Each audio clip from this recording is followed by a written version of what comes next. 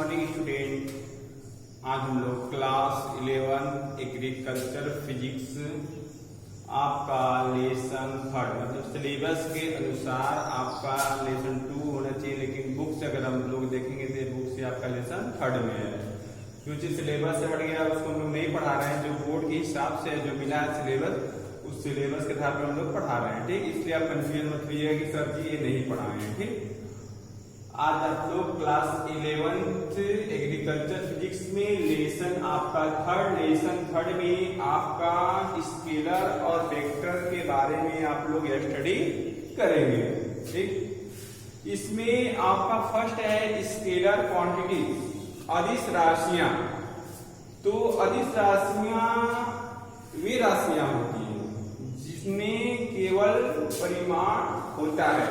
परिमाण का मतलब यह होता है संख्यात्मक मान गुणे मात्रा। तो जिसमें केवल परिमाण की आवश्यकता होती है उसे हम लोग बोलते हैं अदिश राशियां, मतलब जिसमें दिशा न हो। जिसमें दिशा न हो उस राशि को हम लोग बोलते हैं अदिश राशि। केवल परिमाण आपका प्राप्त होता है। और सदिश राशियों में क्या होता है आपका, वे राशियां जिन्हें व्यक्त करने के लिए केवल आपका अदिश राशियों को व्यक्त करने के लिए परिमाण के साथ साथ दिशा की भी आवश्यकता होती है। मतलब इसमें परिमाण भी होगा और दिशा भी होगा। जैसे आपसे कह दिया जाए कि आप 2 किलोमीटर चलिए, तो आप 2 किलोमीटर आप किसी भी दिशा में चले जा सकते हैं, तो यह आपका किस में हो जाएगा, अदिश राशि में। लेकिन हम आपसे यदि कहें कि आप जहां पे स्थिर हैं उस स्थिर वाले जगह से आप पूरब दिशा में जाइए, तो वहां पे क्या हो जाएगा आपका सदिश राशि। यानी आपको जहां पे स्थिर है वहां से 2 किलोमीटर पूरब की दिशा में जाना है, और मतलब 2 किलो भी मिल गया और दिशा भी मिल गया, यानी परिमाण और दिशा। यानी जिस राशि में परिमाण और दिशा होता है उसे हम लोग बोलते हैं सदिश राशि। और बल जैसा आप लोग जानते हो, खींचना या ढकेलना, खींचना या ढकेलना, या आप जिसको खींच या ढकेल रहे हैं या तो वह वस्तु स्थिर हो या गतिमान हो, दोनों कंडीशन हो सकता है। तो किसी वस्तु के स्थिति में परिवर्तन करने का प्रयत्न करना ही बल कहलाता है। या तो हम लोग कह सकते हैं इस हिसाब से स्थिर वस्तु में गति उत्पन्न करने अथवा गतिमान वस्तु को रोकने के लिए जो बाह्य बल लगाते हैं, जो बाह्य प्रभाव लगाते हैं, उसी प्रभाव को हम लोग क्या बोलते हैं, बल बोलते हैं। ठीक, अब यहाँ पे होता है बलों का संयोजन। मतलब हम लोग बलों को कैसे जोड़ेंगे, मतलब मान लीजिए एक साथ किसी वस्तु पे 2 बल कार्य कर रहे हैं, तो इनका हम लोग कैसे जोड़ेंगे।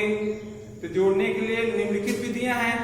तो पहले जैसे हमारा है, यदि दोनों बल एक ही वस्तु पर एक ही दिशा में लगे, एक ही वस्तु पर एक ही दिशा में लगे, तो उन दोनों बलों का जो परिणामी होता है आपका उनके बीजगणितीय योग के मान के बराबर होता है, यानी R बराबर P प्लस Q। लेकिन यदि उनकी दिशा क्या हो, विपरीत हो, दोनों की दिशा क्या हो, विपरीत हो, तो वहां पे इनका परिणामी हो जाता है R बराबर P माइनस Q या तो Q माइनस P।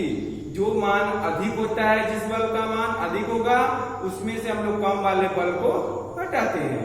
और रही बात दिशा की, जैसे यदि हम लोग जोड़ रहे हैं तो उसमें यदि R बराबर P प्लस Q है तो इनकी दिशा वही होगी जो उन बलों का दिशा होगी, मतलब दोनों बलों की जिधर दिशा होगी उसी दिशा आपका परिणामी बल की भी दिशा होगी। और जिसमें विपरीत जब बल होते हैं तो उसमें परिणामी जिस बल का मान अधिकतम होता है, जो दिशा उसकी होती है वही परिणामी की भी दिशा होती है। एक कंडीशन यह है, यदि उन दोनों बल एक दूसरे के पर क्या करें, अल्फा कोण, मतलब एक दूसरे को बल लगा रहे हैं किसी पिंड पर, लेकिन उनके बीच में कोण क्या बन रहा है, अल्फा कोण। तो इसको हम लोग समांतर चतुर्भुज के नियम से क्या करते हैं, जोड़ते हैं। ठीक, अब हम लोग नोट में कॉपी में कैसे लिखेंगे उसके बारे में आइए हम लोग समझते हैं। आप लोग हेडिंग डालेंगे स्केलर क्वांटिटीज, स्केलर क्वांटिटीज अदिश राशियां। जैसा यहाँ पे लिखा गया आप लोग देख रहे हैं, वे भौतिक राशियां जिन्हें व्यक्त करने के लिए केवल परिमाण की आवश्यकता होती है, दिशा की नहीं, अदिश राशियां कहलाती हैं। एग्जाम्पल में जैसे आपका द्रव्यमान, दूरी, समय, आयतन, इन सब में आपका दिशा की आवश्यकता नहीं होती है। ठीक, दूसरा आपका है यहाँ पे वेक्टर क्वांटिटीज, सदिश राशियां। तो वे भौतिक राशियां जिन्हें व्यक्त करने के लिए परिमाण के साथ साथ दिशा की भी आवश्यकता होती है, सदिश राशियां कहलाती हैं। एग्जाम्पल में विस्थापन, वेग, त्वरण, बल, भार, संवेग या बल, आघूर्ण, यानी आदि, ये सब क्या है, सदिश राशियां। और फोर्स को कैसे लिखेंगे आप लोग नोट कॉपी में, किसी स्थिर वस्तु में गति उत्पन्न करने अथवा गतिमान वस्तु को की गति रोकने के लिए किसी बाह्य प्रभाव की आवश्यकता होती है, जिसे बल कहते हैं। ठीक, अब कंपोजिशन ऑफ फोर्स, बलों का संयोजन। बलों का संयोजन हम लोग निम्नलिखित विधियों से करते हैं, जिसमें पहला पॉइंट है यदि उनकी कंडीशन है, यदि दोनों की दिशा क्या हो, एक ही हो, दोनों की दिशा आपका एक ही हो, माना दो बल P और Q है और दोनों का बल क्या है, एक ही है, तो यहाँ से चित्र में हम लोग दर्शाएंगे इस तरह से, जैसा चित्र में आप देख रहे हैं दोनों का दिशा एक ही तरफ है, तो यहाँ भी इनका जब परिणामी निकालेंगे R बराबर P प्लस Q, और दिशा R का क्या होगा, जो इन दोनों बलों का दिशा होगा, जिधर इनकी दिशा होगी उधर आपकी परिणामी बल की भी दिशा होगी।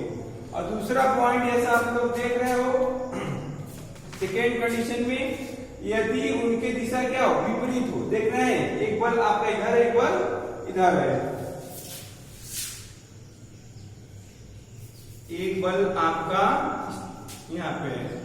अब यहाँ पे हम लोग परिणामी निकालेंगे, तो इन दोनों बलों में क्या करेंगे, अंतर कर देंगे, इनके बलों का अंतर ही परिणामी बल के मान के बराबर होगा। कब करेंगे, जब उनकी दिशा क्या हो, अलग अलग हो, और उसी में से घटाएंगे जिसका मान अधिक हो।